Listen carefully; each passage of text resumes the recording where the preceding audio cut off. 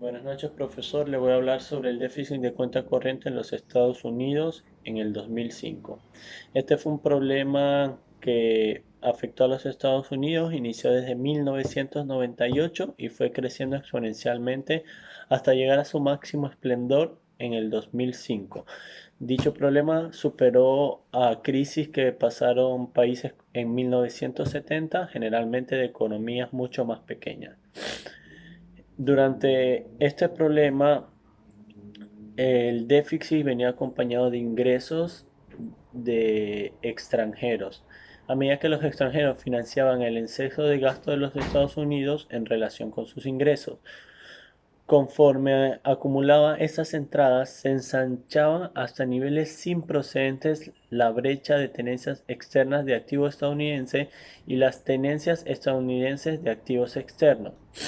Muchos analistas admitían que la cuenta corriente podía seguir siendo financiada a niveles mucho mayores, refiriéndose especialmente al apetito insaciable de los bancos asiáticos, más notablemente del gran país China, para invertir en activos estadounidenses como medio de dirigir sus tipos de cambio con respecto al dólar y apoyar su gasto en exportaciones asiáticas.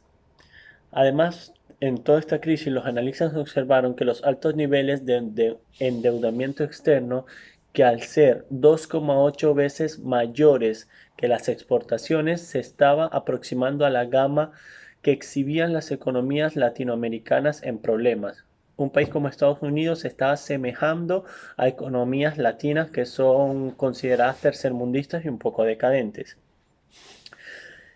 El sistema financiero estadounidense se volvía vulnerable a una pérdida de confianza del mercado que podía inducir una detención súbita en las entradas de capital. Desde luego, a diferencia de las economías emergentes más comúnmente asociadas con las detenciones súbitas, los Estados Unidos podían endeudarse en su propia moneda, lo que significa que podían traspasar el riesgo de depreciaciones reales futuras a sus acreedores. Los problemas asociados con el déficit de pagos oficiales se vieron exagerados por la expansión económica estadounidense.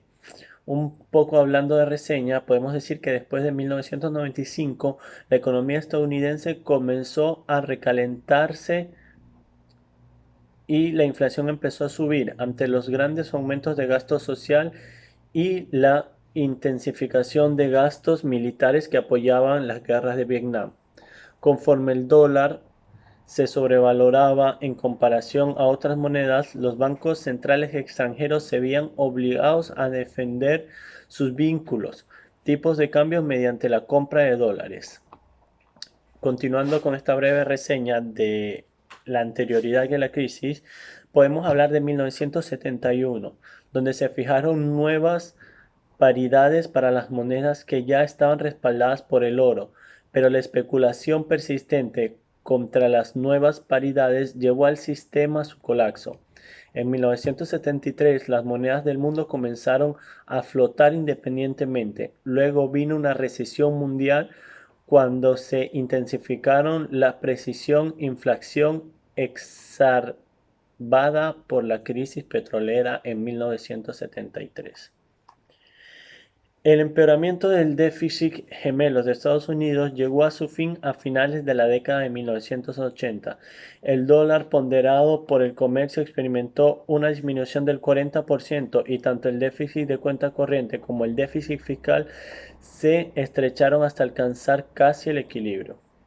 Para finales de los 90 apareció los déficits gemelos se habían separado, mientras que el déficit presupuestal del gobierno avanzaba hacia el superávit de la cuenta corriente se ensanchaba. Con la creación del euro en 1999, muchos analistas previeron que los Estados Unidos serían menos capaces de financiar su grande y creciente déficit de cuenta corriente. El ganador del premio Nobel, Robert Mundell, en la víspera de la creación, advirtió: sería un error ignorar que en los últimos 15 años el déficit de la cuenta corriente estadounidense han hecho que los Estados Unidos el deudor más grande del mundo. Y bueno, para no sobrepasar los 5 minutos, creo que esto hablaría un poco de lo que atravesó Estados Unidos en el 2005.